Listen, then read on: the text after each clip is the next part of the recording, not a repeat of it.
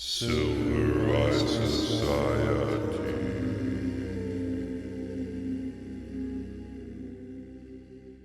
So this is the second episode of us covering Hereditary, which is great because it deserves that. We could do a lot of episodes on Hereditary because it's so rich. And you know why I know it's rich? Because the more I do research into the concepts in this movie, the more research I have to do. And you can easily go down a research rabbit hole because there's so many different elements in this movie that I think is great. But we're going to try to really narrow it down instead of, going in all over the place as you really could. And one of it's an obvious theme in the film is mental illness. On that possession. Note, cut to me. And the word of the podcast. This podcast is so crude. I feel like we're going to look back on this in a few months and be like, God, this is primitive. We will. Cut to me. We will look at it that way. We will. And hopefully more people than just us will look at it that way. But yes, whenever you begin with your our primitivity. Listen, you always begin in such a very ordered, it's classy, ordered fashion. Theatrical. And it's good, but what you do is you forget that the audience wants to hear the word of the podcast. No, I never forget. I just know you love to kind of halt my monologue and interject the word of the podcast. I think it's a good dynamic, so I allow it. Someone has to stop you. That's true. Someone has to stop you sometimes. Always right. Been true. Okay. So, Hereditary, part whatever. This is the word of the part whatever. Yeah, this is primitive. Okay, I admit this is primitive. But you know what? We're not slick. No one ever accused me. No one ever said that guy's slick. No one's ever said that. Ever. And that's fine. Well, they won't, so don't worry. Don't worry. All right, podcast episode whatever. Moving on. So Daemon. Introduce the word of the podcast. Daemon. Good. Do it Daemon. while I ask you to do it. The word of the podcast is Daemon, a transliteration of the Greek daemon. Again, I'm going to have to learn how to speak Greek if we're going to make this podcast really This word good. is actually really annoying because it is pronounced in different ways. It looks like it's pronounced Daemon, and I pronounce it Daemon because it is so obviously written that way, but it is arguably pronounced demon. And though I reject that because we already have the word demon, so I think it just confuses people. And words change. So, someone may say it is pronounced demon. There is literature to prove that. I don't care. I think it should be pronounced Daemon because we have the word demon, and it is a different word, and we're going to get into that with the podcast because the word Daemon is similar to the word demon because they are very related, which we will discuss later on. But introduce Daemon. A transliteration of Greek daemon, a lesser god, a guiding spirit, a tutelary deity. I'm not entirely sure what tutelary is, but viewers can look that up themselves. I think it means maybe instructing. You know what tutelary means. Does it mean instruction? To tutor. It is exactly what it sounds like. Fine. Yeah. I'm just, I'm careful with my etymology. Don't be so humble. Also, I decided on my own to have I don't like that. Yeah, that's always a danger. That's a threat. A secondary word of the podcast, but related, called eudaimonic.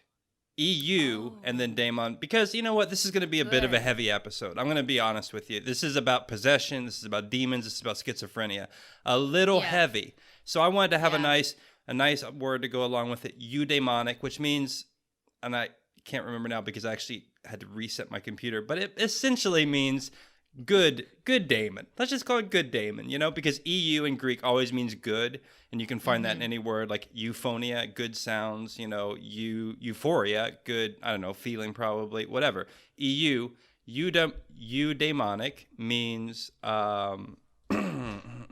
pause. I will look it up. No, I have it right here. Eudaimonia is a Greek word commonly translated as happiness or welfare. However, more accurate translations have been proposed to be human flourishing, prosperity, blessedness. So this there is you go. coming, and this is coming from the root of daemonic. So this is an interesting concept that we're going to get into, the demonic, which is something that's has so many different aspects to it. It does have what it sounds like, which is the demonic quality, the mystical quality to it. But there's also an aspect to this concept that isn't as familiar to us in contemporary culture, because we're much more Christianized now. We're the Greeks were they had all these different, they were polytheistic, and so their relationship to deities was different than ours is, where we have one good deity. And demonic refers to a spirit. Yes, it was commonly known as a spirit, and the demonic is, I don't know how far we want to get into this, but it has both the qualities of the divine and the demonic. And if you go back and you look at the references related to the demonic, they are both bad and good. Particularly in the case of Socrates, he talked about his own voices, essentially, that spoke to him.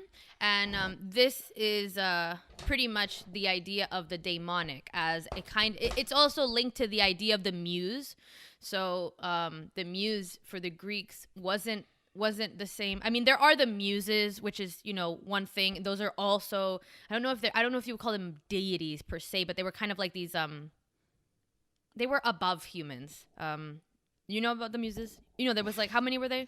Don't be throwing it over to me. Don't be throwing it over to me about I thought the maybe muses. you knew something. I don't know. Yeah, I mean, they're musing around up in heaven, That's all you need to know. that. Don't worry about it. In heaven. That's Yeah, not, that's I what don't they think called it.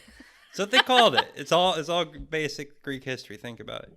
Yeah, well, so you have the muses were where inspiration came from, and they each had their own. There was like the muse of music, and there's different. That was why there were. I think it's 7. I want to say 7. I want to say 12. I'm not sure. I want to say 12. I think maybe 12, but I don't know. So Socrates spoke about 9. his 9. Wow, we were wrong. both wrong. Love that. Okay, so Socrates spoke about his daemon, which is this idea of a voice that guides. He only spoke about it, though, as a voice that never told him exactly what to do, but told him what not to do. That's a good point. Yes. So, and this is not always the same experience of the daemon as described throughout history, but that is an interesting way to look at it. So we'll get into why it's different from demon, and why Daemon and demon are different shortly. But it's What's also the important. diff between Daemon diff? and demon? I think that's the title of I this hate podcast. that. I hate it too. I hate that. So it's important to see that there's so many links to our common vocabulary today for both the idea of possession and mental health issues. So mania is also a Greek word for madness. And, mania now is a diagnosis that you can have. And it is exactly the same word. And one of the things that I thought was really interesting in this movie. So you can look at this movie and kind of see it as your typical supernatural horror movie where you have demonic stuff going on, you have your good old possession, and people die. So, classic. But what's interesting about possession as a concept is that it's not as, I think we are almost numb to some of these things in culture today, because I don't know if it's because we've secularized so many of them that we even look at possession as kind of this silly old mythical belief. But it's a lot more deeply rooted in the human experience than just a spiritual fiction that we once used to explain what we didn't have explanations for previously. So possession symptoms, all the things when you watch a movie and there's possession in it, these tend to correlate. They're almost identical with the same symptoms of actual psychosis, like a psychotic break that a human would experience today. And some of those symptoms are hearing voices, hallucinations, even super strength. But particularly interesting is there's a really strong spiritual nature to psychosis. So a lot of the times people feel that they're being controlled by a larger force. And a lot of the times that force is either demonic or divine. Sometimes people even feel that they are God, or they are some kind of reincarnation of a spirit. And there's also there's other symptoms of this too that they overlap, but I can't remember them all. But it's super interesting because there is still obviously a belief in possession all over the world. Pretty much every society has a belief in possession. Those beliefs differ. Some view them as entirely negative. Others view them as sometimes positive, other times negative. But possession is not, it's a recurring belief and phenomenon if you believe in it. You can even, just here in the United States, in the West, certain religions, I think it's the evangelicals, do believe in possession. You can be possessed by the Holy Ghost. And this is a good thing. In that regard, possession is a good thing. You're being possessed by a divine spirit. Whereas I believe it's Catholicism, just possession is always bad. It's unless you are somehow cavorting with God himself, every other kind of possession is viewed as demonic. And so these overlaps with mental illness and spirituality or mysticism are one of the most interesting parts of the way to look at this movie. Do you speak officially for the Catholic Church? I do often. Okay. I don't think they liked it. I don't think they're happy with that, but I do. Okay. So I can make jokes all day, but I'm not going to. What I'm going to do is go into something that I was thinking about when I was thinking about your notes.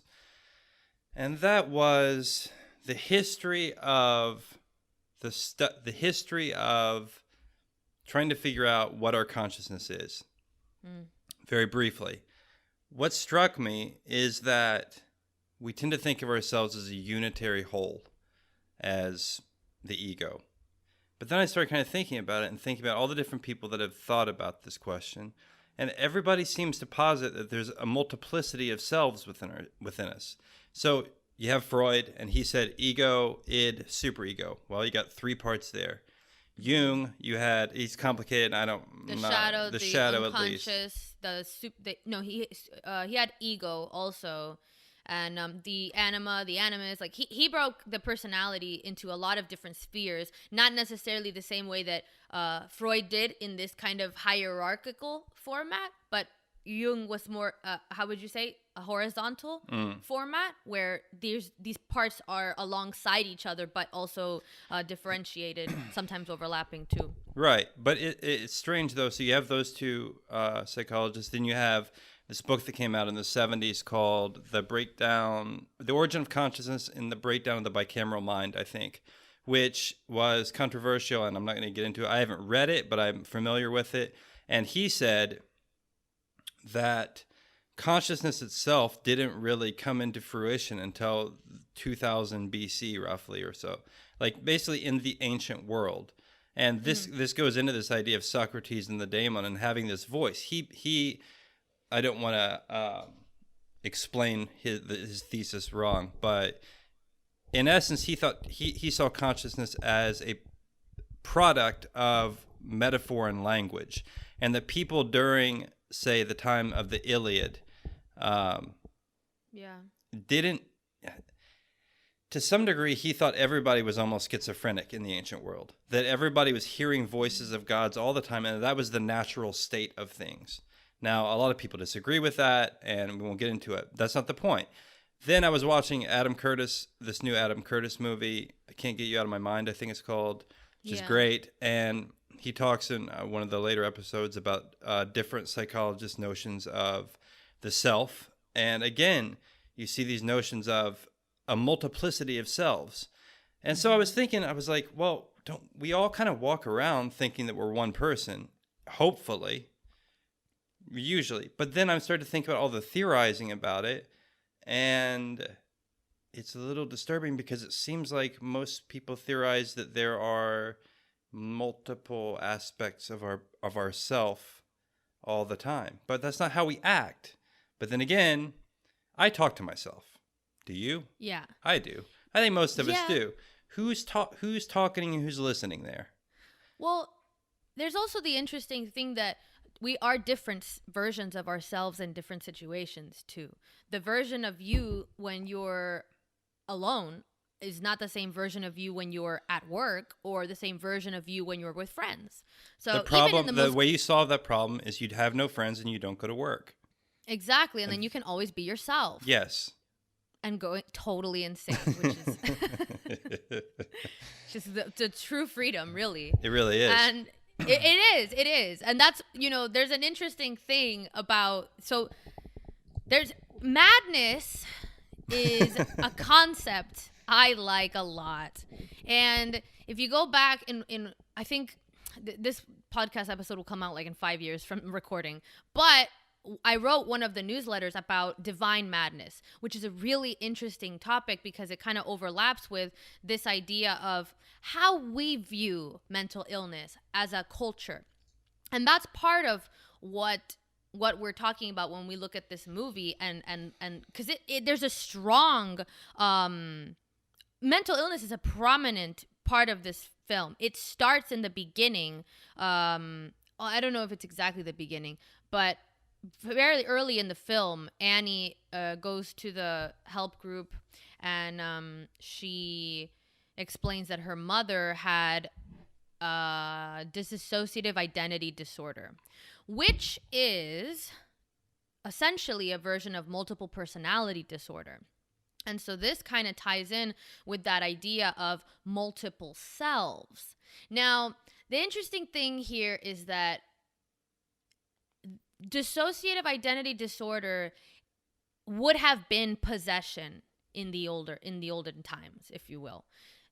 We have a diagnosis for this now, but previously you would have this idea of different voices speaking to the person.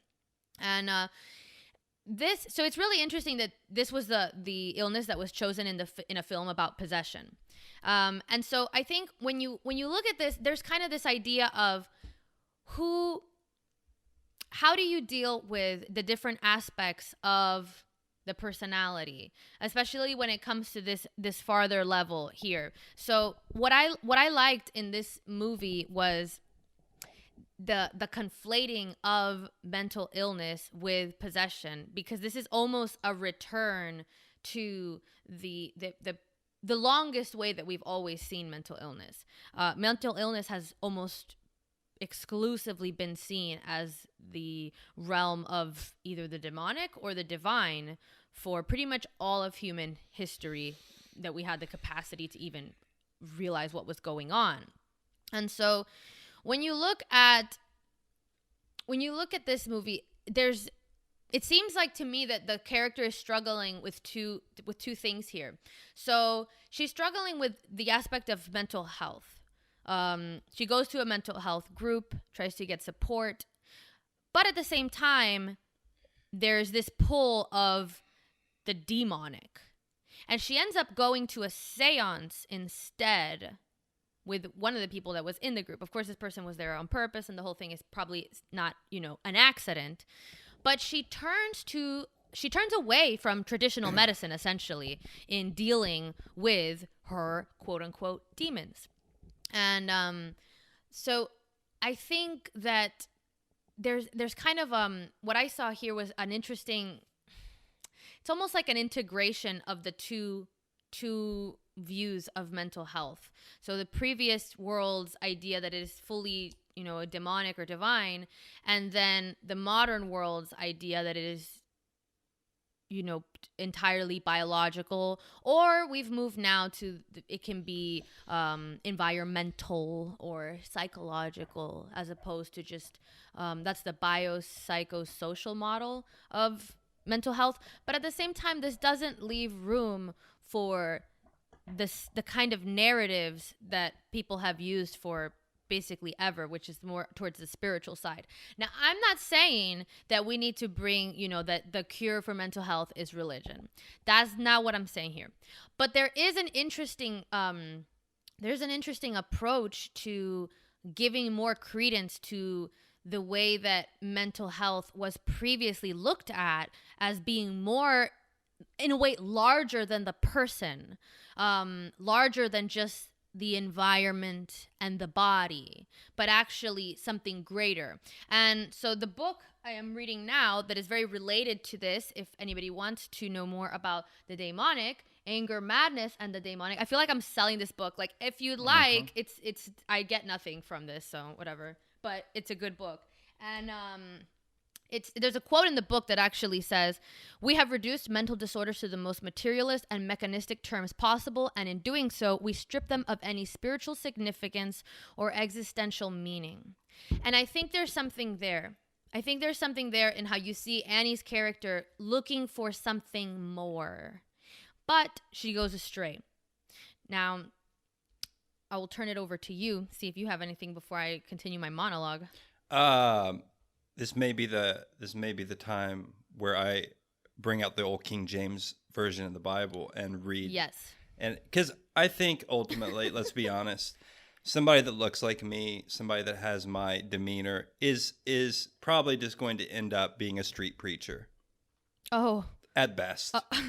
I'm probably going to be out there, maybe I'll have a tent. Come to California. Yeah. Love to have you. Yelling out the holy I'll let you camp in front of my house. All right. I'll hold you a piece of real estate. It's going fast, though. Tents are better go.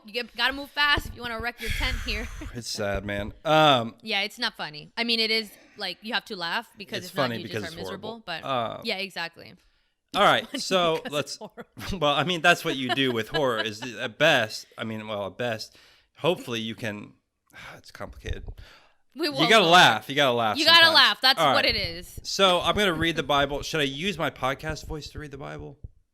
What other voice would you use on a podcast? Your street preacher voice? Don't.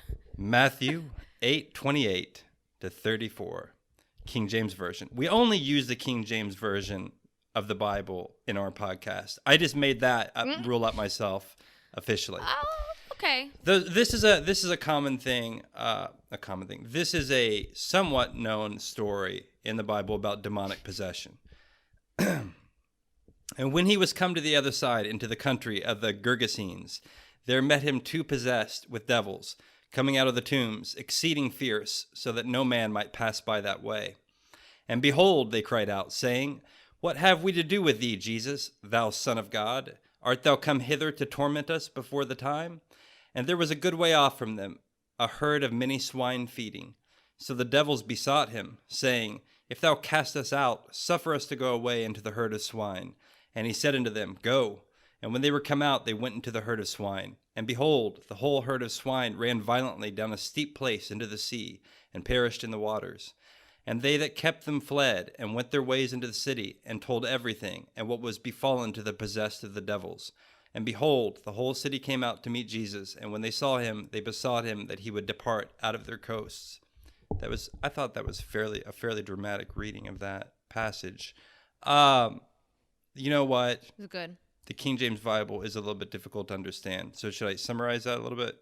Yeah, go ahead. Okay, so Jesus is rocking out into this other... That's it. The summary. Jesus is rocking out over the land of the Gergesenes. Now, my understanding is this is... Oh, man. Okay, I'm not going to get hardcore into the Bible history. Don't get hardcore. Yeah, I'm not going to do it. Not here. He goes over... Right before this was actually a storm on a lake. People get freaked out, his apostles and all that. But anyway, he gets over there, and there are these... In one book of the Bible, it's one guy, and in the other books of the Bible, it's two people. You know, these things change. These things differ a little bit depending on what book you're reading the story in. Mm-hmm. So let's just say it's one guy, even though in the one I just read is two. He comes down. He's what we would call crazed up. Like he lives in a cave.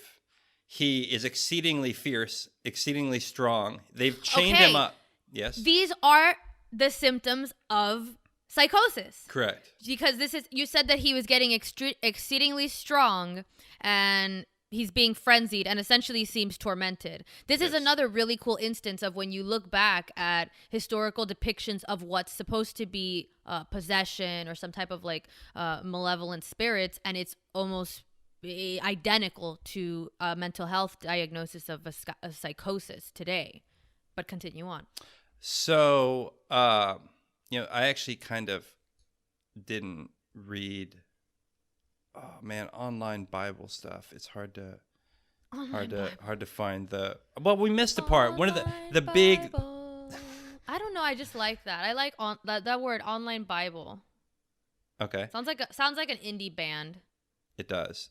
The part where it's the line that's awesome, where he's like, "My name is Legion." That's the part that everybody knows. I missed that. I'm sorry, I missed that. I'm not. I was waiting the whole story, and then you were just like, and then the pigs jumped into the ocean. This is complicated. Like, okay. All right, okay. Let's go to Mark then. Fine, Mark verse 9, and where are we at? All right. So look, I'm going to summarize this. I'm going to summarize this. Preacher skills. Well, I would. You'd have but a penny in your street preacher hat at this I'm not going to make any money street preaching like this. I'm always going back and forth. Well, let's go to the other synoptic gospel. No one wants to hear this. They just want the hardcore stuff. They want the Legion. They want the crazy demon guy running out of the cave. Exactly. Okay? But I'm working on it. Okay. All right. So anyway, there's a man, and he's experiencing, as you would say, these symptoms of psychosis. Extremely strong. The other villagers have tried to chain him up. No good. That is not a good mental health practice. No. He's like, no, I'm not into that. He breaks the chains. He's running around. Jesus comes up, and he's like, look, what's going on? I don't know if he says that. He basically says, what's going on? And the guy says... This is. I have no future. No future as a street preacher. Listen. No. This is the good stuff though, because I would like a version of the Bible that's like the Justin A.W. Blair translation of the King James Bible, and it's Jesus walked up to the guy who pulled off his chains. That guy had said, "I'm not into this," and so he broke his chains and was running madly through the village, and then Jesus said, "What's going on, man?" And then we basically that is what happened. I think it's a true English interpretation. Yeah. So that's basically what happens. And the guy's like, my name is Legion. And Jesus is like, that doesn't seem good. That's not right. That's no good. So now Jesus knows he's talking to demons inside this guy, right? And here's the thing that's interesting. A bunch of them. There's not just one demon inside this man. There's a bunch of demons. Multiple. They speak as we. Yeah. And that is very interesting because, again, it's not just a possession of one. It again, is very much like the idea of schizophrenia, where you have multiple voices, or dissociative identity, multiple personality. You have many of these versions of psychosis that include multiple voices within the one person. It's super, super interesting, the parallel between the modern look on it and then this older description. And another reason I would never be a good street preacher is because now I want to go into a little history. Remember that this is the Hellenistic world. So Jesus is in what we would call the Middle East, Palestine, Israel, whatever, but he's talking to people that are greatly influenced by the Greek world. And so that ties into this idea of Daemon, but it also ties into the idea of the pagan Greek world of worshiping multiple entities. And so there's a bunch of questions about this story about, is he basically going to a place where they were worshiping at the temple of Zeus, where you're supposed to worship to different gods? We could get it. We could go crazy with this story, but we don't need to. Anyway, the way it ends up is Legion's like, this is no good. Jesus is like, no good. Let me get rid of this. And I'm going to throw the demons into a herd of pigs. Which is so... I need to stop. Yes. It is so well good. It is well good. It's just excellent writing on the part of the Bible and the Bible's creators. I just got to give it up to them. Good job, Bible. I mean, it's just like... just some classic theatrical demonic shit there. You know, just the sacrificial pig. It's just so good. Well, and this element. That is what it is probably based on, is that pigs were considered unclean animals in Judaism. And so they are the receptacle of that. And remember, Jesus is talking to people that are influenced by the Greek worldview, which would not see that as an unclean animal. And those are often used, apparently, for sacrifices to Greek gods. So But, if I may... Please.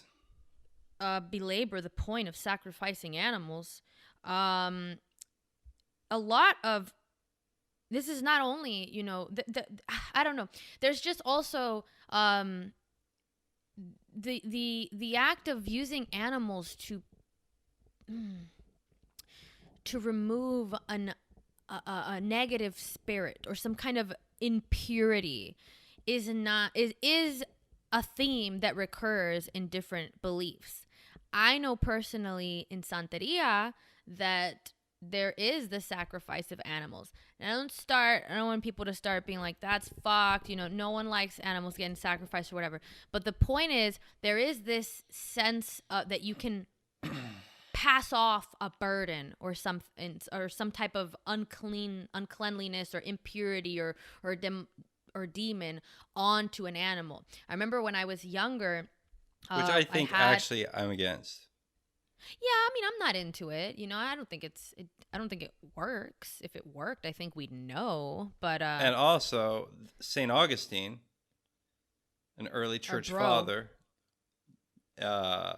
used this passage of the Bible to say, animals do whatever you want with animals. You don't have to worry about their suffering. Kind of shitty, St. Augustine. That was St. Augustine? My understanding is that, look, I mean, I'm no Bible scholar. I'm just a simple street preacher on the internet. And all I'm trying to do is bring some research together. But apparently St. Augustine used this verse to say, you don't really have to worry about the care of animals too much. Because, look, Jesus was like, hell, just throw them into the pigs and let them... And because I don't know if I got this... The pigs run off the cliff into the ocean and drown. So no good. Yeah. Like 2,000 pigs running. It is a scary... I'll tell you what. Oh, I mean, someone should make a fucking movie, man. Like, that's a great scene. Not of the pigs. I've never heard of anything like that. The Bible has horror stories in it. Well, of course. Quite a few. The Bible is horror for a lot of it. Like, the Bible, I'm sorry. I love horror, so it's a compliment. But the Bible is largely a horror story. I mean, particularly, you got all the plagues. Hello? Like, we make movies from these ideas. We got all the plagues. Hello. But then again, this comes back to my premise that I make sure to, push every time I get a chance. Life is horror. That is what it is. That sounds like a popular mantra that the people want to hear. I think so too. I think life is horror is in a way my platform, my brand. And you can start hashtag life is... Anyway, whatever. Let me get back to my story of my childhood. So what had happened was Is this video confession, though? I mean, are we talking about No, personal... I don't confess anything. Nothing's wrong. It's a tale. All right. It's a story. All right, very well. I confess nothing. So when I was younger, I had rescued rescued might not be correct. I may have stolen a baby duckling. I was young. I didn't know. Maybe my parents should have stopped me, but I don't know. This was the old world. You could just do things and people didn't immediately condemn you for being a monster. So I don't know. It seemed very innocent to be like, oh, just let her have a baby duck. So I took a baby duck home and it died, of course, because it's probably needed to be with its mother. But what my grandmother told me was that, and this was what my mother told me too, and that side of my family is Santera. They believe in Santeria. Not my mom, but my grandma, yes. And she had told me that the baby duck died because it protected us from a sickness that was going to fall upon a human. So this is an interesting idea. I don't have a lot of background for it, but it's in the same vein of this idea that there can be some kind of plague that can be passed to an animal to save the human. And I think that's a really interesting idea because it kind of seems that it conceptualizes suffering as almost alive in a way, in that you can transfer it and move it away, take it out, and do things with it like this, as opposed to the more medical view of it that would never see something like that. You would not transfer your cancer onto someone else or some duck or something. You have to treat it within the body. You missed the story, buddy. No, I didn't miss it. I didn't miss it. I Okay. heard it. My headphones are wireless. Oh. So I can hear voices in my head from distances, just like the ancient Greeks. Look, yeah, that's fine. I'm sure that's good for us all. I reject the idea of taking your No. burdens and offsetting them into animals, because I think that's a No. bad idea. You know, Don't that's do no that. good. You gotta You're like. against that. I'm against it. You have to We're rock out against to it. your own burdens and deal with them. Exactly, exactly. Rock- Unless what was this guy's name? I am Legion. Mm-hmm. Well, he had In another that name, case- like probably Johnny or something, but it wasn't wasn't Well, not Legion. at He wasn't that born moment. Legion. No, but he has right Johnny Smith or whatever from. Yeah, if you're that guy, though, Gurgasine. maybe you need 2,000 pigs. It sounded like he had a trouble. All right, so Johnny Gurgasine, we're done with this. Yeah. At the end of the day, though, one thing that happens. I'm having fun with this one. No. At the end of the day, Jesus casts out the demons. The guy, Johnny Gurgasine, is like better now, but the people of the area are not really into it. They're like, "Can you leave, Jesus?" And he's like, "All right." And because I mean, and there's a bunch of theories of why this is. Well, I mean, he did just like 2,000 pigs or whatever it was. That's a lot of pigs to just be thrown into the lake. No good. And then, anyway, so Jesus, the guy, Johnny Gurgasine, is like, "Can I come with you?" And Jesus is like, "Nah, stay here. Tell everybody all the stuff I did." And he's like, "All right." And so then he stays there. Anyway, that's the story of Legion. I love that. I mean, it's pretty scary. That's a great story. It is a great story. The way you told it wasn't as great. You didn't tell it like a true horror story, and that's fine. I can That's do it. fine. I'll record another version of it. All right, we'll in cut my in. horror story podcast voice. Is that what that is? No one knows what that is. Sounds yet. like your sex hotline. Is it? I know that's not what it's supposed to be.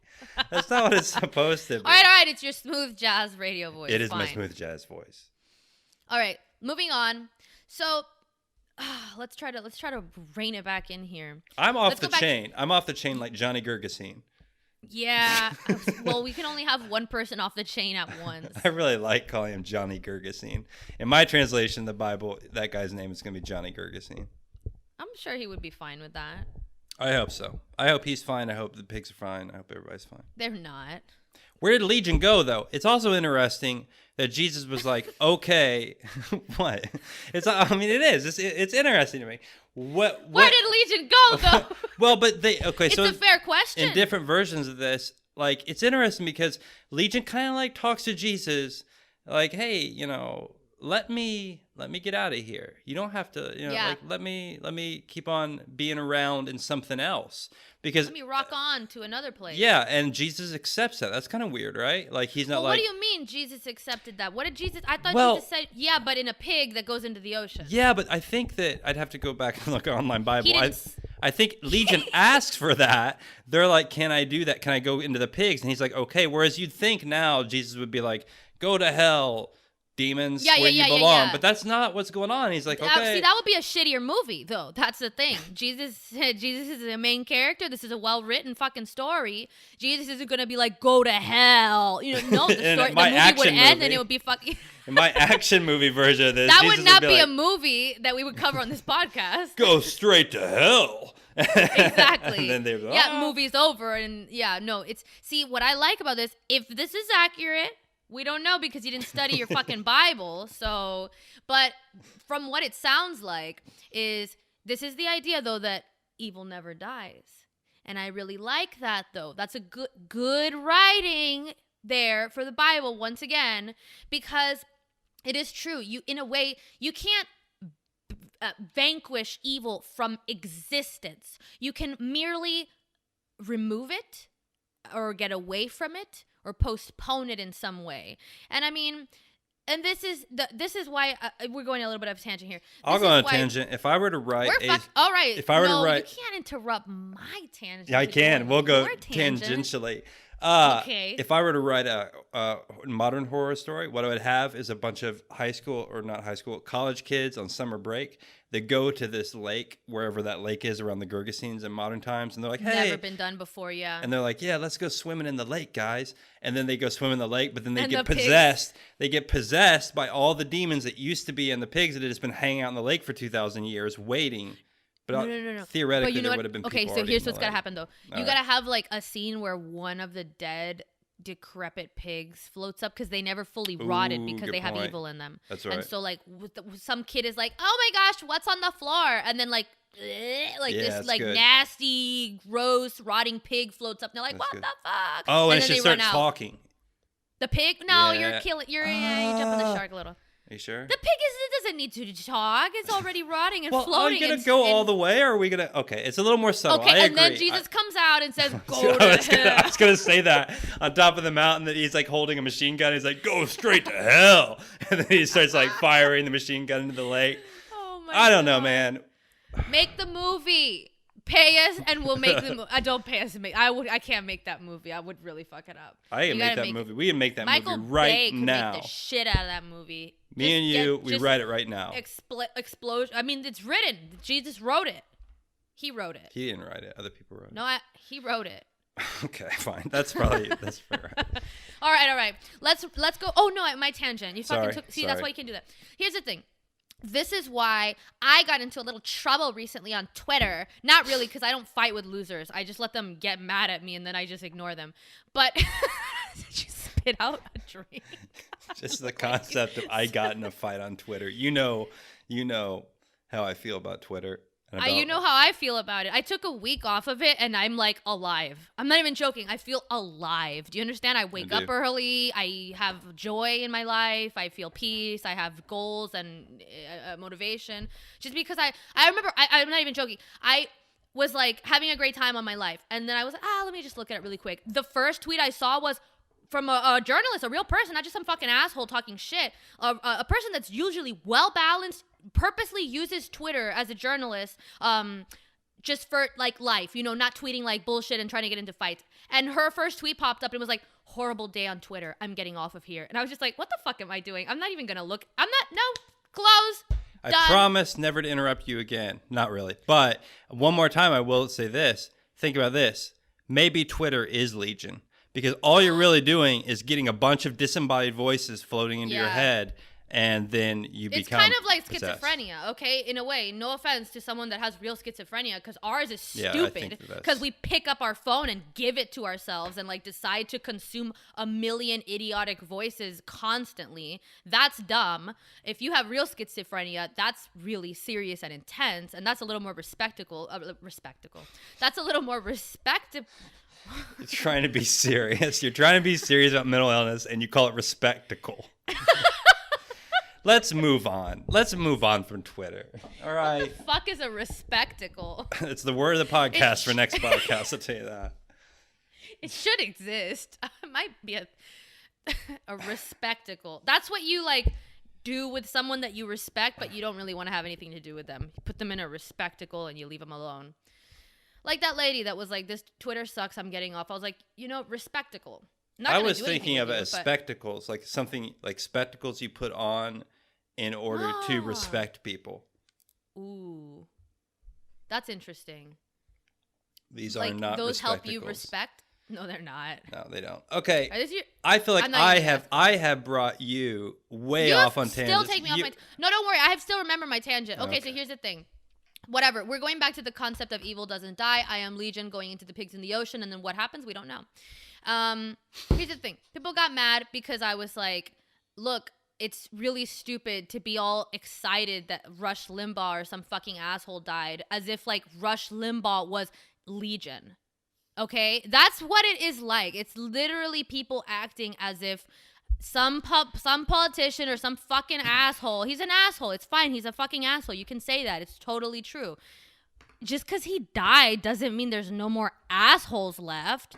That's dumb. That's like peasant shit. You know, being like, oh, the leader has died. We are saved. No, you're not. Because evil cannot die. And that's Calling Rush Limbaugh. I mean, I'm think not a Rush fan. Limbaugh is evil I'm not either, a huge but fan, it's like but you would just said see how some evil people cannot act. die.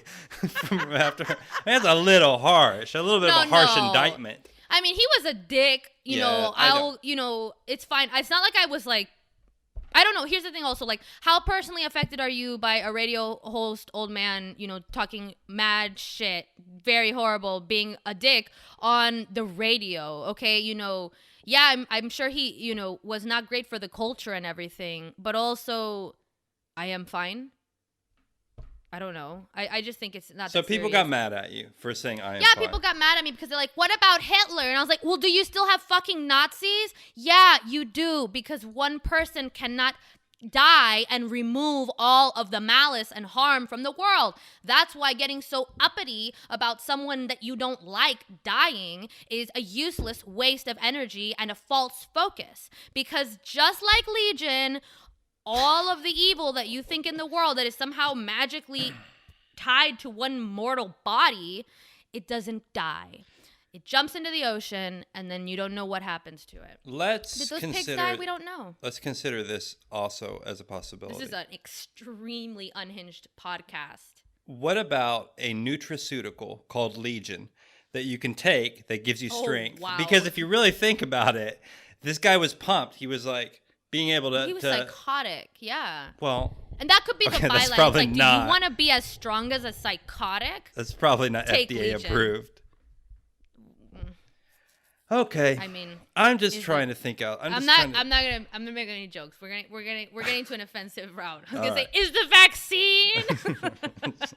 Oh man. Yeah, I gotta edit I that approve out. of it. It's fine. Well, as long as you approve of it with all of your medical knowledge. Exactly. I am the FDA. Right, transferring spirits into ducks and okay, so yeah, as long as Hey, you... it wasn't me. It wasn't me. It was Legion. That's how you get out of problems. I It feel was like Legion. I feel like I have successfully derailed this podcast. Well, we're not done because we're going to we are the not. Daemon. Because we started this podcast talking a lot about the difference between the Daemon and the demon, and that's an important thing. Because here, let's see if I can make this distinction and articulate it properly, because it's a little complicated. So, the Daemon needs to be viewed as in a way, a neutral spirit. It can be both negative and it can be positive. In the case of Socrates, and other uses of the word that come up in ancient Greek times, it wasn't positive. It was this influence that you could choose to channel into something constructive. And it could guide you to a better version of yourself, a better existence. Now, I believe it is through the Christianization of this concept that it became demon. They are related, because in Christianity there is less this of this idea that a deity can be both good and bad. You had it more separate. So you had God, good, Satan, bad. There was not this idea that a spirit could be both good and bad. And that is a lot of how Greek mythology is, where you have gods that do bad things but are still gods and then do good things.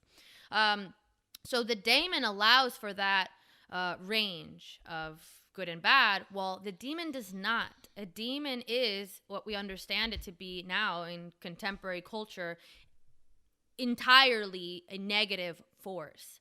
But this is like half of the Daemon. So the issue with the Daemon is that it can be a negative force if it is ignored or avoided. So that's why you have the idea that Socrates would listen to his Daemon. He I forget exactly the quote, but there's something of him saying that when it would speak, he would listen to it. And it's actually the Daemon that got him to stay and drink the hemlock, because it was the daemon, this voice, that told him when he considered, can I just leave? Because he could have just left and been in exile instead of actually being executed. And it was this voice that told him, no, don't do that. And so he listened to it, because he always listened to it. And that would be the example. I mean, granted, he died, so I don't know. Is that a great outcome? That's for you to decide. He was also a really old man, so, perhaps that is better, because you don't know. Maybe he died there and he avoided a much worse death.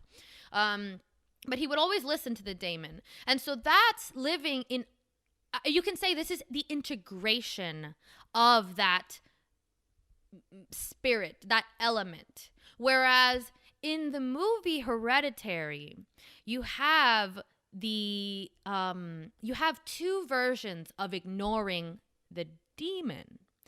Now, obviously this is a demon in the film, but it is real. I see a parallel where it's kind of it almost seems like it's this negative shadow side, and this kind of goes into that like idea of the Jungian theory, where the shadow is not evil. It's not considered evil, but it is the parts of yourself that can be very harmful if you ignore. And you're supposed to integrate these parts, and that's the idea of Jungian psychology, is the whole idea of integrating the entire personality. And when you don't integrate the personality, which is this, you get the same outcome as when you ignore the daemon. You become possessed. And so you can be possessed by the negative aspects of the personality that you're ignoring. And this is a super interesting concept that I wish I could explain even better, but it's extremely expansive and deep. But so you have Annie, who sleepwalks in the film, and when she sleepwalks is when she essentially is possessed and has done horrible things, like about to kill her whole family by dousing them all in lighter fluid and then like standing there with a match. And then she sleepwalks also into the son's room, and I think did she have something with her when she did that? We were discussing this. Remember, we also came up with she just appeared there. We also came up with the crazy theory that maybe it's only when she was sleepwalking that she was actually in her right mind, because if you actually thought one of the kings of hell, Lord Paimon, was going to possess your family, a reasonable person, well, this is pretty hardcore, but a reasonable person might want to stop that. Yeah, stop a worse outcome. Well, right. This is again like the Socrates a little bit. Well, the daemon told him, don't run from death, actually, which seems counterintuitive, but we don't know if that actually would have saved him from something much worse. Well, anyway, that was a minor sub-theory we had while we were working over the movie. But, she goes into his room a couple of different times, and basically, one scene is just very intense because she's just extremely cruel to him verbally, right? That's the dinner table scene, though, isn't it? She I could have sworn she goes in there at one point and says, "I never wanted you. Right. I wanted that's I tried to have yeah. a miscarriage. All this kind of stuff." She's essentially just mentally and verbally abusing the kid. I didn't want to have you. Yeah. Yeah. And then exactly. Separately, there may have been a separate incident, or that may have been part of the same one, and just. We talked about this in the other podcast. One of the scariest movies one of the scariest moments in the movie is when she briefly appears completely doused in lighter fluid. But that was a callback to apparently when she was in that help group therapy thing. She told them that she had a problem sleepwalking, and that she had gone into the room and was holding lighter fluid and a match. She didn't tell them that she had actually put lighter fluid on herself. So I think that was kind of a callback to that thing that had happened, that she had said had happened. Because remember, she tells the group, what do you call it? I don't know anything about therapy, obviously. Group therapy. Yeah, the, it's just group therapy. The group therapy group, she says to them, and I think she says that's what got me into a little bit of trouble, where I had to come to this the first time. Yeah. A lot of layers in this film. Yeah.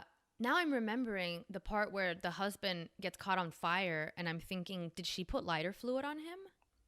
Well, if in reality... He went up in flames. I had attributed it to some type of demonic thing, but actually... Well, that's what's great about a horror movie, is that you can think about it in a couple different ways, whether it had a supernatural explanation or not. Though it doesn't try to annoyingly tread that line. Knows? It doesn't do that, because in the end No. you just see her run around like a spider on the Pretty ceiling. clear. So Oh. but That's it the does worst. it does that well. I know. Sorry to bring that back up. I hate that. I know.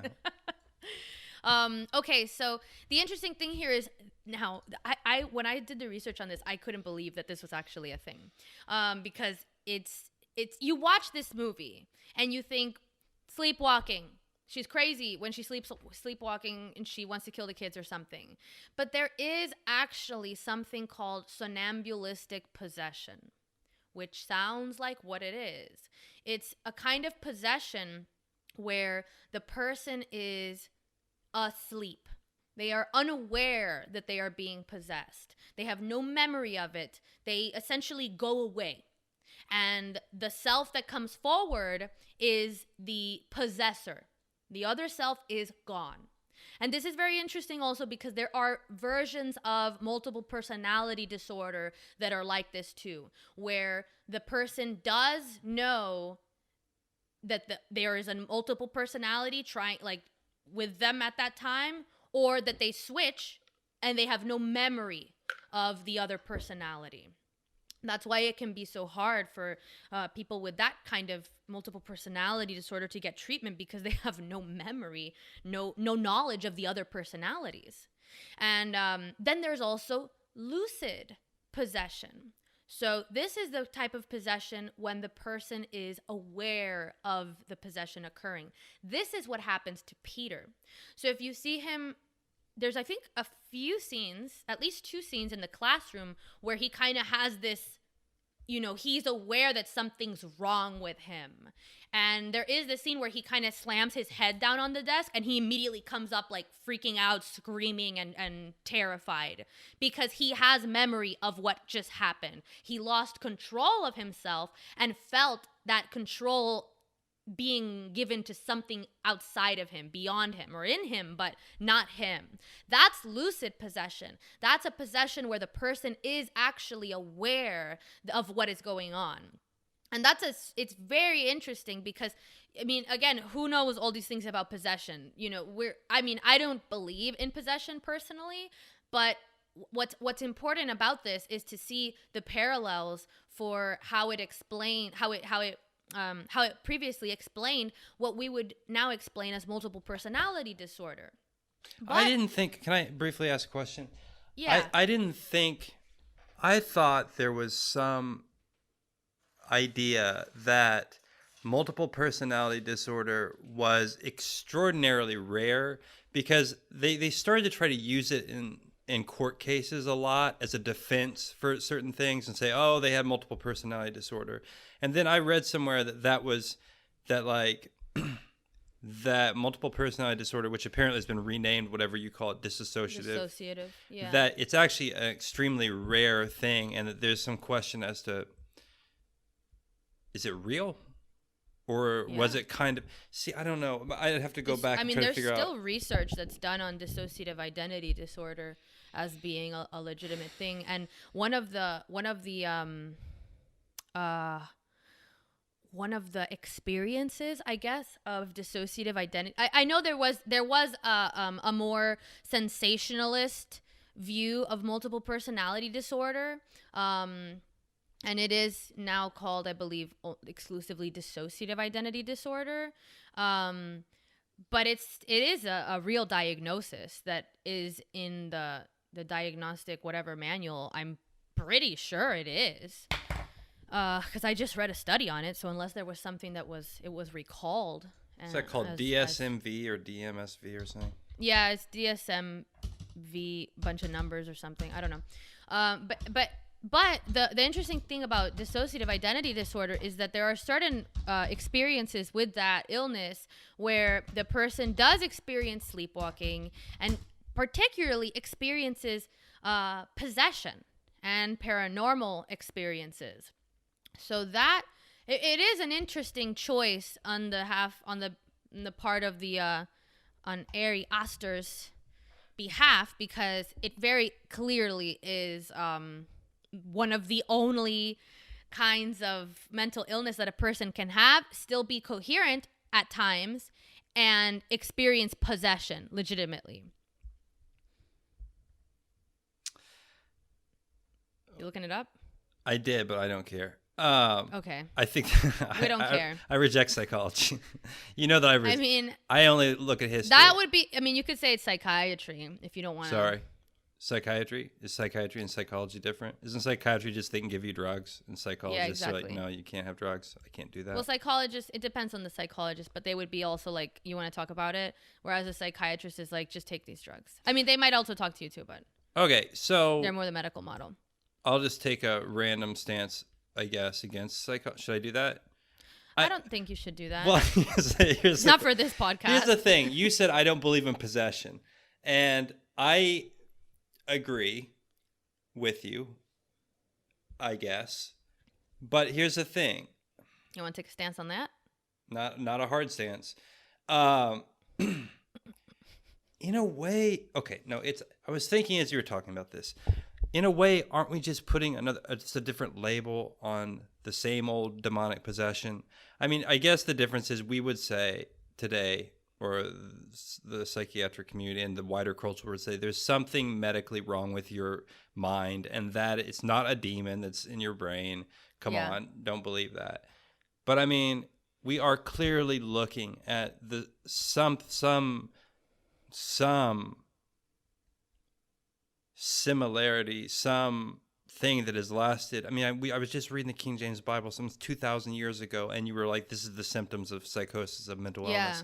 There's something that persists, and now it's okay. Let me put it this way: it's only this is a fact. It's only in the last 50 to 100 years or something that we've decided that it's not demons. Yeah. For the other 5,000 years, we decided it was demons. Now, that's probably right. We're probably correct in that, and I'm all for it. But we need to not. I just think scoff. Shouldn't scoff. Don't scoff at it. Don't scoff at demons. Don't scoff at demons. You know what I'm trying to say is that's the name of the podcast episode for sure. There are still people today. We were talking about this pre-show. I like to call it pre-show. That's the professional podcasting term. Yeah, that is professional. In the green room, we were talking about it. We were talking about. I said I believe that the Catholic Church still, under fairly limited circumstances, performs exorcisms.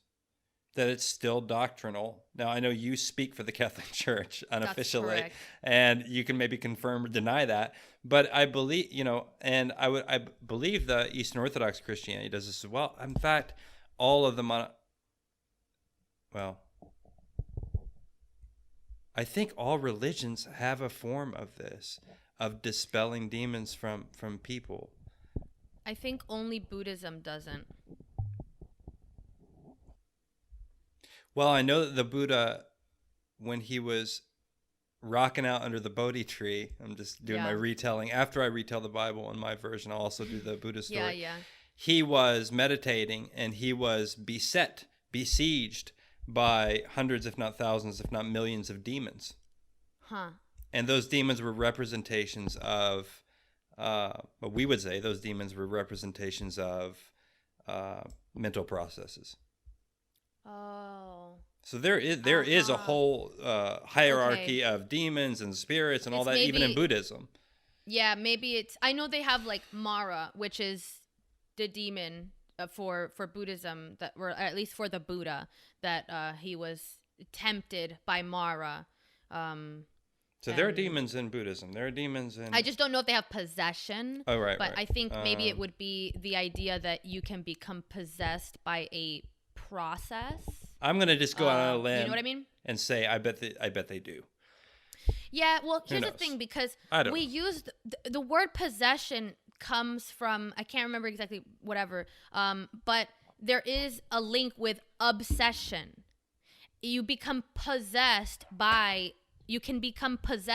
something. And we say that, we could even, I mean, I don't know how much people say that anymore, but there's the idea that you become possessed by a passion, you know, or possessed by some new interest. And these would be, you know, that's a good thing. But you can become possessed by infatuation for a lover or whatever. And that is also a form of coming back to the idea of the demonic, which is this more powerful kind of spirit. It's not in the same way that we look at spirits, you know, but it is this force, and it can take over the person. And this is, again, like very similar to the idea of the Jungian out of balance personality, where you can become possessed by one side of the personality, whether it's too much emphasis on the persona. You become more possessed by this aspect of the persona, so you're more concerned with your appearance for the outside world, how you portray yourself, how people see you. Or you can become possessed by the shadow side of your personality, which is you are more beholden to the destructive impulses that your personality has. So the really interesting, this is the thing that I think, you know, obviously it's good if you need to take your medicine, all that. Give medical advice again. Yeah, I'm the FDA, I'm the Catholic Church, all these things. But I think the Surgeon General, whatever. If you need to take your medicine, take your medicine. Good. It's my PSA. That's a respectable viewpoint. That's a respectable right there. But the thing that I think is so interesting to look at this movie with is not to just watch it as a classic supernatural horror, but to see through, in a way, the eyes of an ancient person, how you can very much see this possession as the way an ancient Greek would view mental illness. It is this possession by a larger, more powerful force. But the way that you would avoid that, now I'm not saying that you can cure schizophrenia with depth psychology and Jungian and whatever, but there's an interesting approach to the Daemon, which I think is really missing in our culture, because we do, and that's great. It's great to emphasize medicine and therapy and all that, and how the environment, like, obviously, if you live in a decrepit shack, you're probably going to be a little more depressed than the average person. That's real. And those are all important. But they scoff at the narratives of the past that were used to explain the illnesses that we've given new reasons for. And that's fine. Those reasons are great and they're valid in many ways, and we should still keep them. But I think that there is an argument to the idea that we've lost some of the existential meaning to these forms of suffering by boiling them down to mundane misfirings in the brain, or the burden of a shitty circumstance or a shitty childhood. And those things may all be real, but there is a reason why these stories resonate and with us now, when we can watch a possession story and not believe in the idea of possession at all, and still feel it, still understand it, still relate somehow to the character's fear of being taken over by something that's not them. You know, that scene where you have Peter kind of just like in terror at having felt something take him over for a moment. That's real. And it doesn't need to be explained solely by a spirit, but it is very much, it does help. I mean, at least I know for in my experience, it's not as satisfying when you get, some kind of like, oh, here's your diagnosis, here's your medicine, peace out. There's something that leaves us wanting there for more significance to what this battle is for anybody that deals with some type of mental health issue, because you do have these battles where a different self tries to take over, whether it's depression and suddenly you see the world through a different lens and it is one that is debilitating. Or it's interesting because I read about obsessive compulsive disorder, and there's I think 4 illnesses that have specific subsets of hyper-religiosity. Depression is not one of those, but mania, obsessive compulsive disorder, perhaps I think psychosis and schizophrenia.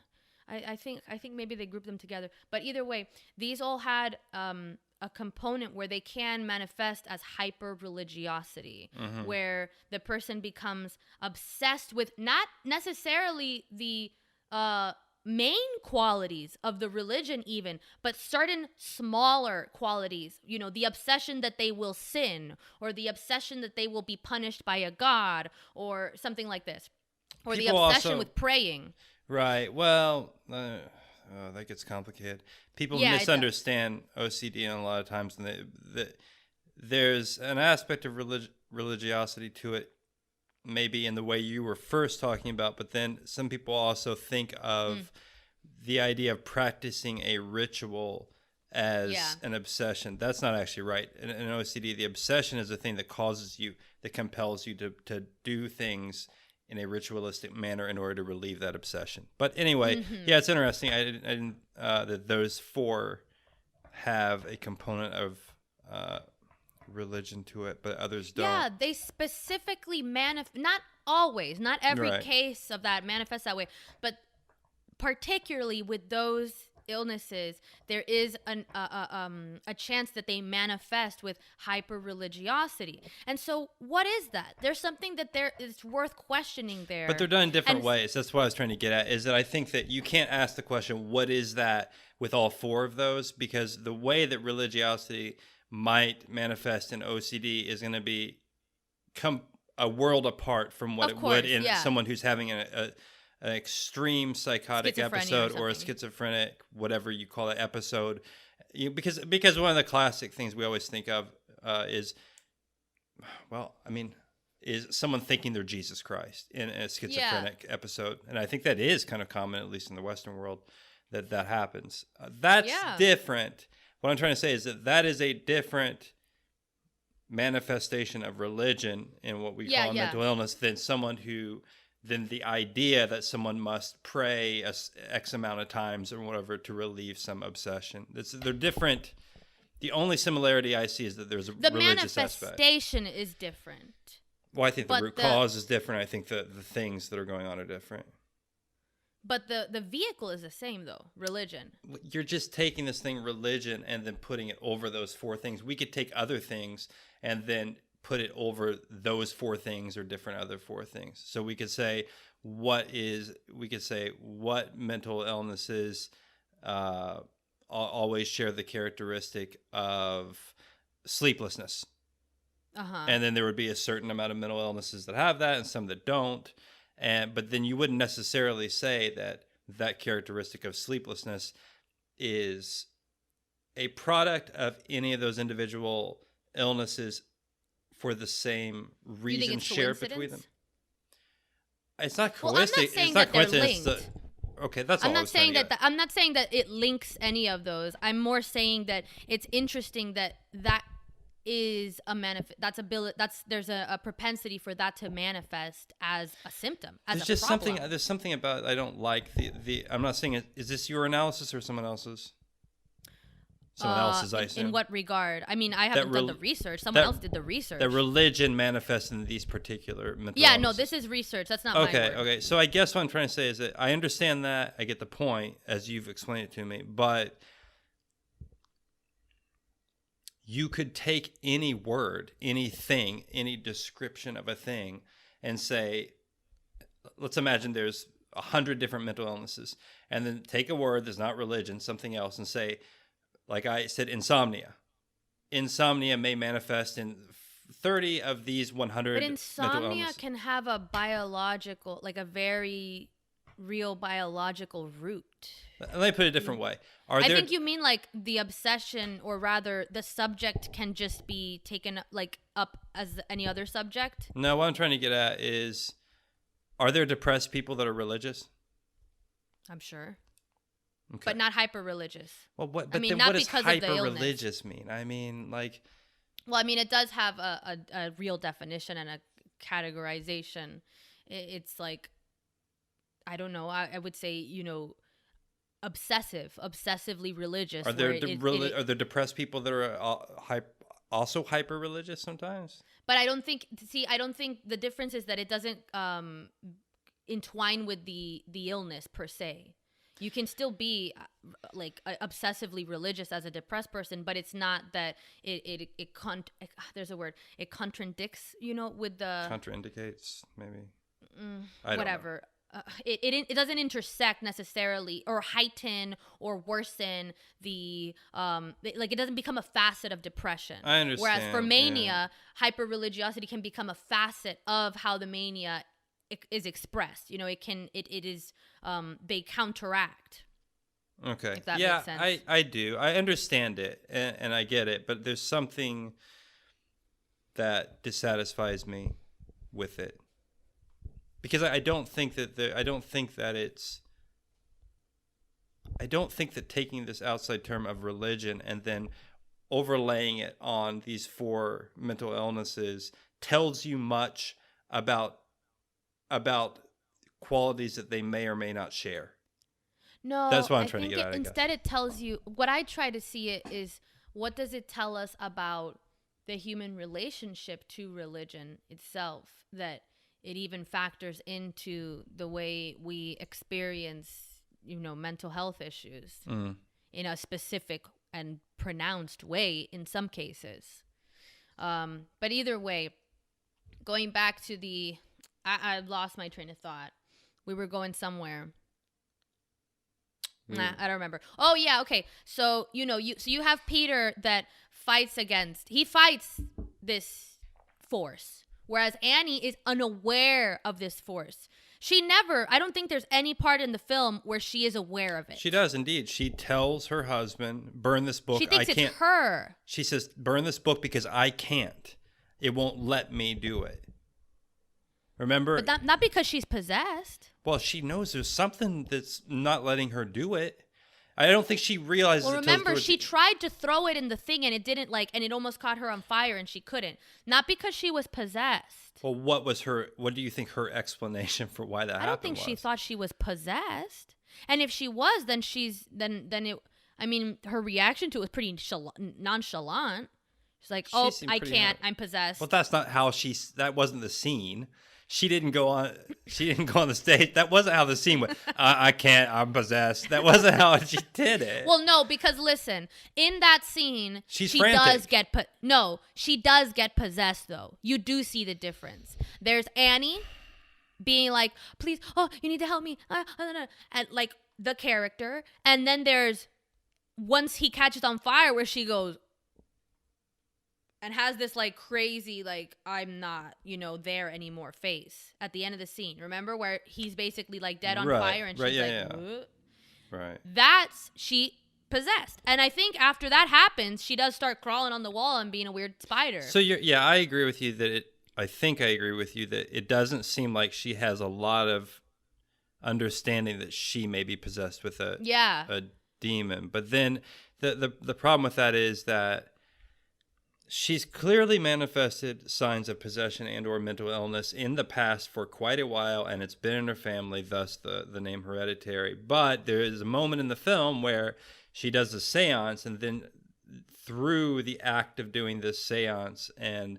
bringing the spirit into the home through a ritualistic manner, I thought she did have. I guess she doesn't. It's complicated because I know she starts speaking in that different voice at night at one point. When she's trying to make the glass move with the son and the father, and they don't they tell her that she's possessed? I mean, they clearly see something going on.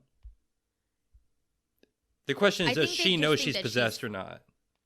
And you would say no. And I would say I don't think so. Probably not. But there seems to be, it's that scene where she knows that she can't get rid of the book. She's incapable of doing it. That's the scene that makes me think. Oh, I guess it's not explained what she thinks about that.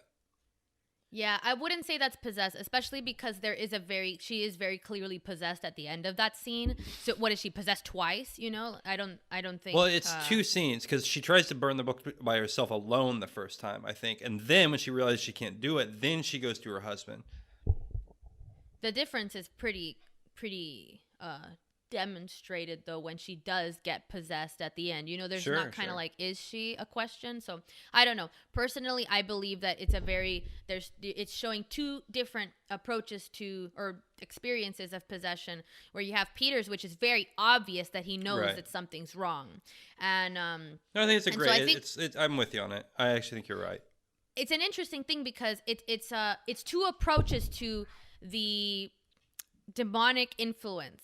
And they both fail. You have the Annie's approach, which is an unawareness. So that would be a kind of ignorance of one's dark side. If you want to liken this to the Daemon idea, which I think it's a really good vehicle for analyzing that idea. You have Annie as a normal person keeping her, but still has this issue with the sleepwalking and where she's almost done horrific things. And these two parts of herself stay separate. Then you have Peter, who is essentially fighting this demon, but is aware that it's trying to take over, but he resists it. So both of these approaches fail. And it's not, to say that, they needed to accept it. But if you look at it from this idea of the Daemon, of like a larger idea of integrating the negative of the personality, you wouldn't take those approaches. So you both of these approaches, to either fight against that or to be ignorant of it, both yield the same result, which is possession by that force. And so that's when the Daemon, the Greek Daemon, becomes destructive. When the person is ignorant of it or against it, avoidant of it, these both allow for the Daemon to take a negative control of the person. And that was the idea of partially the idea of ritual madness in Greek culture. So we've talked about this before. I don't remember which episode we brought up the Dionysian cult, but there was I forget who wrote about it. Might have been Socrates, might not, but I think it might have been Socrates that was saying that the importance of that ritual is that, people go crazy. They allow for madness in that controlled sphere so that madness does not take control of them in a more risky situation once they're back in society. And that's the same idea of the Daemon, that you try to harness it for good rather than ignoring it or running from it and then having it come after you in a more destructive way. It's a really interesting idea because it's something that everybody deals with. We all deal with possession of our lesser selves, by our lesser selves rather. So you become possessed by your anger. You can become possessed by your fear, by your greed, by your pride, your flaws as an individual, whatever that is. When you get to a really bad part of it, that's almost, you lose control over your more rational self and you can become possessed by that. I mean, if anybody's ever been like, that angry or whatever, when you've gone too far, or, this can also happen in infatuation, for a person that gets infatuated with a partner, but then if they somehow get triggered by that partner or something goes wrong, or even if they just feel so obsessive about that partner, that you can lose a bit of touch with the more balanced version of your personality, and you become possessed by this passion.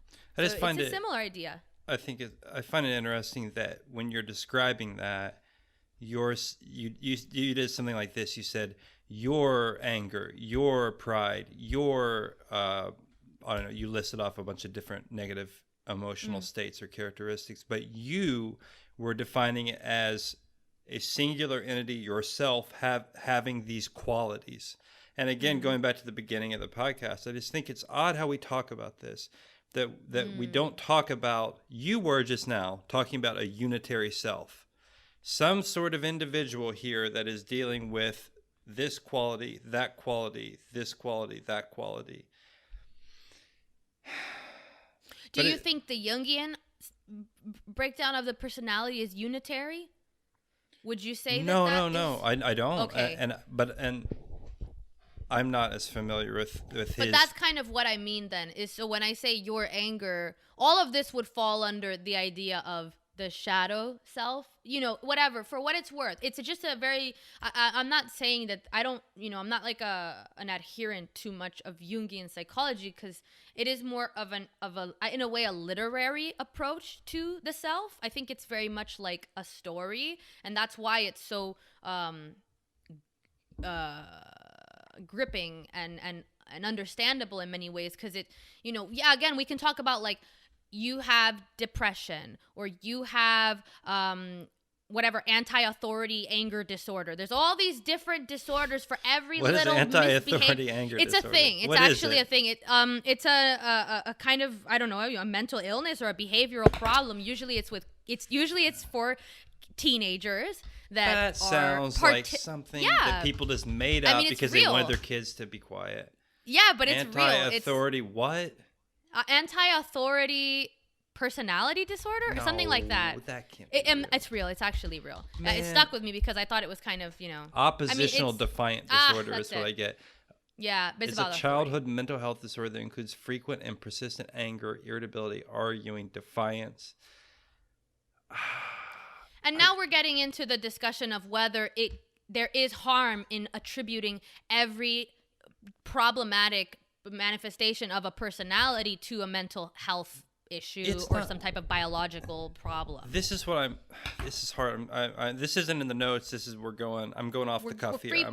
Free form trying to figure this out, because there is a simplicity in believing that you got possessed by demons. Yeah. It's a little more simple. I mean, okay. If we were to characterize our current state of how we look at mental health and mental health care, half the country's on drugs to help them because they have mental health problems. Yeah, and what is it, like 30% of prisoners report mental health problems. Like there's like a massive number of mental health people that are either homeless or incarcerated. Sure, and I mean they have a good excuse. They have serious, like, objective problems happening to them.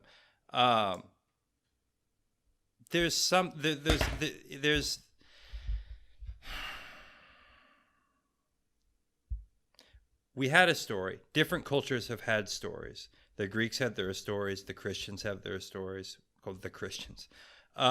Different religions. And it's funny I say that, the Christians, because at this point in Western culture, we've lost track. I bet it probably freaked people out for me to read the Bible to some people. I felt a little weird about it, right? I was like, we were like joking about it. I was like, you have your Bible verse, and that is the basis of a lot of Western culture. So we've lost all this, for better or for worse, probably somewhere in between. And we've replaced it with science and secularism, which has brought us into great things. This is not, it's like I always feel like I need to be like, settle down. It's not a contradiction or condemnation of one or the other. No, it's not. It's just. But there's a cost.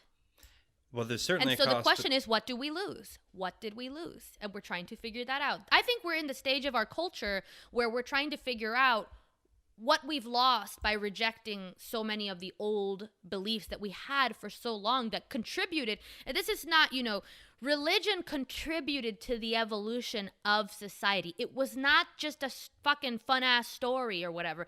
It was crucial to the cooperation and how would you say, the organization of large groups of people. It makes people unified and work, and makes them work together, and makes them more pro-social because they think there are consequences for things. And it also helps people to kind of recognize their own group. It's a marker of group too. So it's a very crazy thing to kind of just, have thrown out religion and be like, we don't need it because it wasn't true.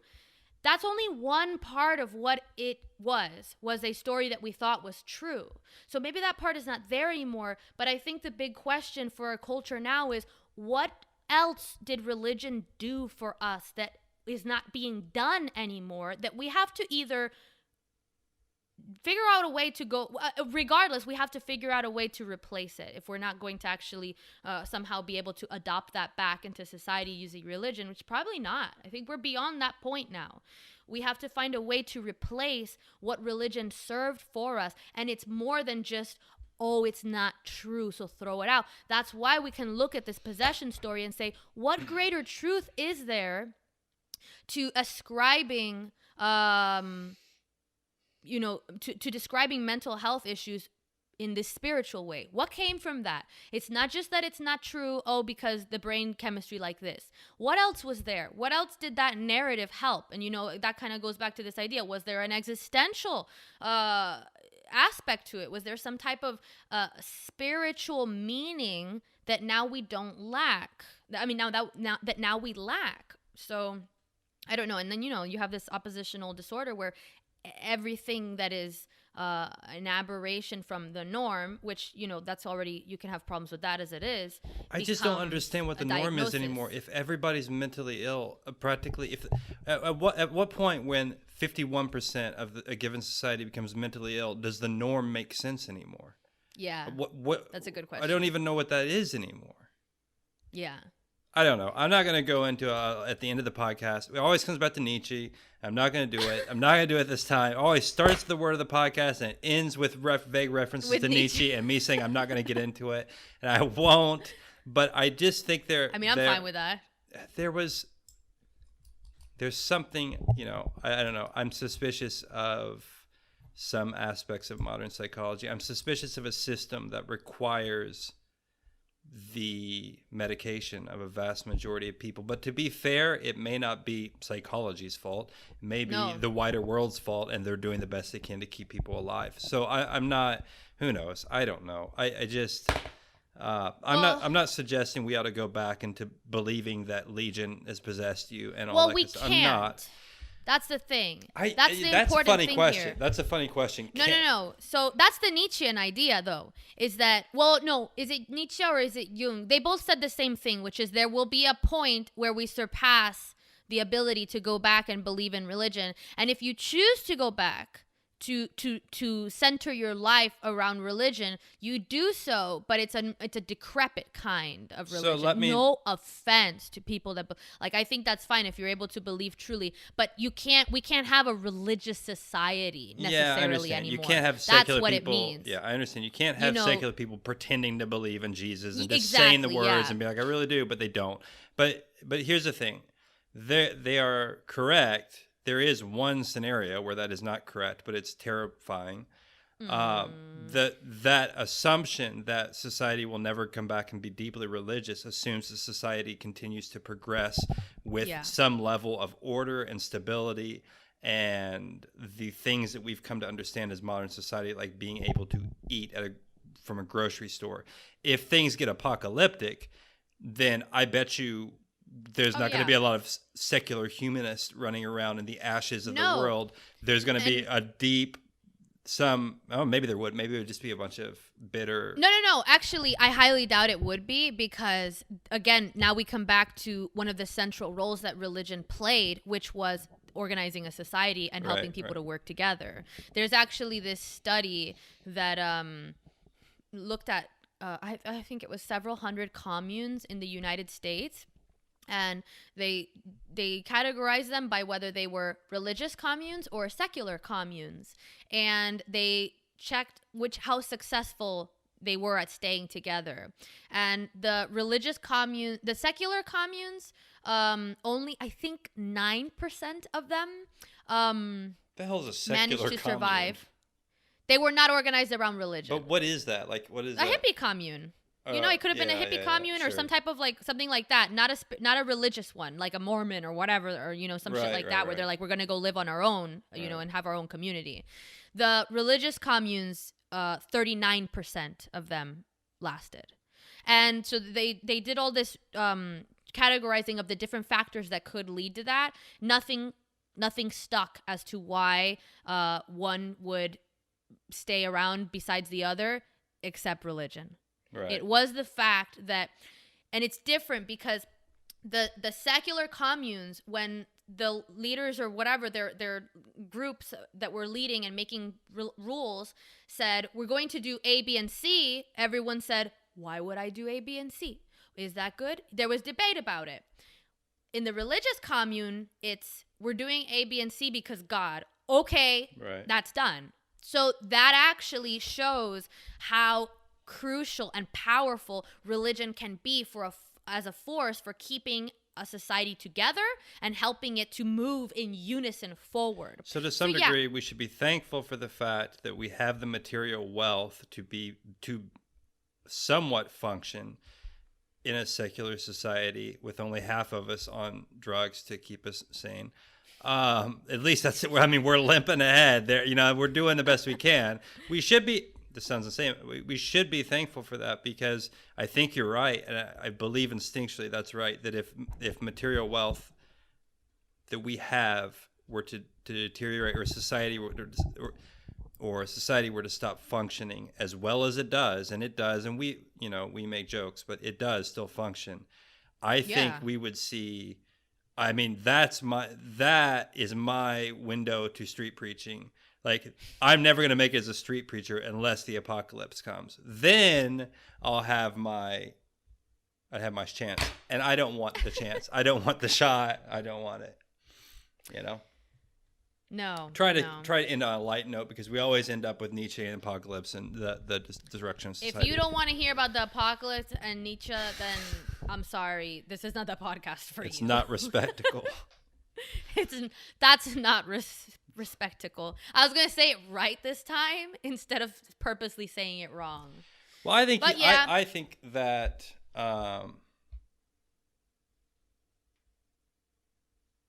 long pause.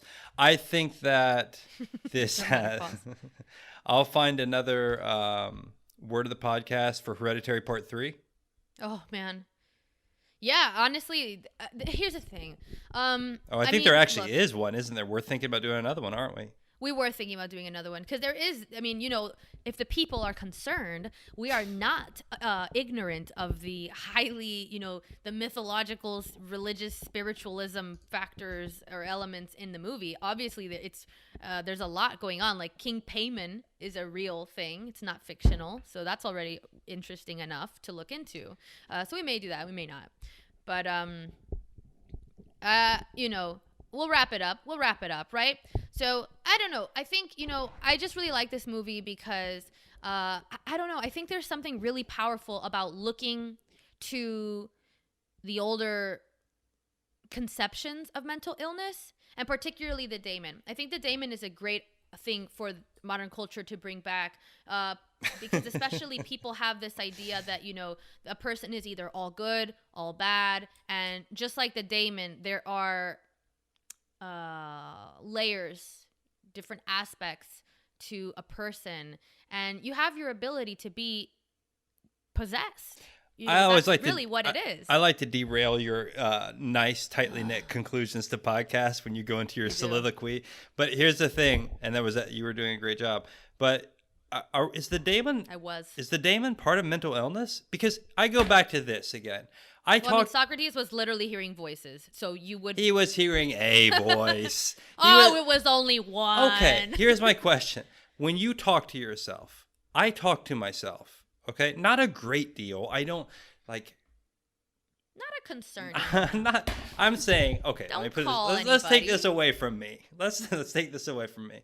Some people talk to themselves to varying degrees. There we go. Not in the sense that you're actually like saying one thing and then you turn around and you say, oh no, this thing, and then But we have a dialogue. We have an inner dialogue. A with lot of ourselves. people talk to themselves, and we do have an inner dialogue. And isn't the It is an daemon entire... essentially just a way of saying, hey, like, don't eat that piece of chocolate cake because that's bad for you? Isn't that essentially what Socrates' daemon was? Like, in some ways, I mean, granted, he was like, drink the hemlock, no good. But, you know, I mean, probably no good. But there's a whole lot of things we can go into that, but we won't, about why he should have done what he did. Because there's a negative aspect to it. That's the thing. The daemon can also be a possessive negative force. I didn't think that was... I thought it just spoke in the negative. It just said, do not do this. No, that. That was Socrates only. That was Socrates' experience of it, which is a little different from the general description of what the daemon is per the mythology. Okay, Socrates particularly, the daemon is not, like, if you do the reading of it that exists that's beyond just what Socrates' description was, there is both a negative and a positive. And, I mean, you know, you'd have this, you can liken it to the idea of, you know, when you have a blind rage or something like that, where you truly... it is a different version of yourself that comes forward. And that would be a negative demonic possession. Well, I would just like to say, keep it eudaimonic. Keep it eudaimoniac. Keep it eudaimoni. That sounds like that's the new, like, you should be a rapper and your rap name can be eudaimoni. I think I might do that. Eudaimoniac. Let's be eudaimoniac. Let's be eudaimoniacal. Demoniacal. You gotta let that one. There's something there. Respectacle. I'll figure it out. Keep your eudaimonical respectacle. Keep your eudaimonical respectacles on. I think we're done. I think we're done. Face your demons.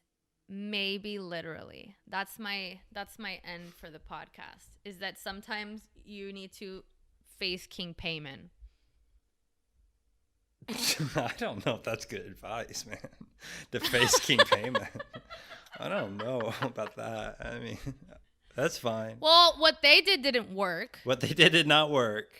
Okay. Well, okay, don't have a seance to invite King Payman into your house. Do that. That's for sure. Well, here's the thing. Annie was failed by the medical system. Okay.